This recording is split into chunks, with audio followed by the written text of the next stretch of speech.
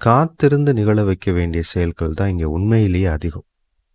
காத்திருத்தல் பல விஷயங்களை நிகழ வைக்கும்.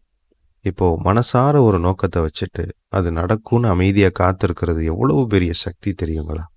நீங்கள் கொக்கு பற்றி கேள்விப்பட்டிருப்பீங்க. அது தனக்கு இறை கிடைக்கும்னு அமைதியாக நின்றுக்கிட்டே இருக்கும்.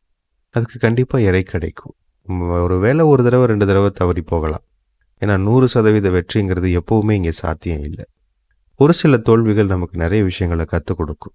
தோல்விகளோ தடுமாற்றங்களோ இங்கே நம்மளுடைய வளர்ச்சிக்காக நாம் புரிஞ்சிக்க வேண்டிய நிறைய விஷயங்களை நமக்குள்ளே கொண்டு வர்றதுக்காக மட்டும்தான் நிகழ்த்தப்படுது.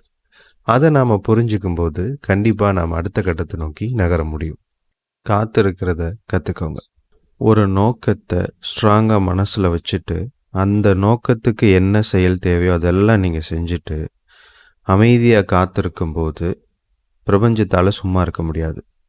கண்டிப்பாக அதை அடுத்த கட்டத்துக்கு கொண்டு போகிறதுக்கு நீங்கள் எதெல்லாம் எதிர்பார்த்து நிற்கிறீங்களோ அதெல்லாம் செய்யாமல் அது நிச்சயமாக இருக்க முடியாது.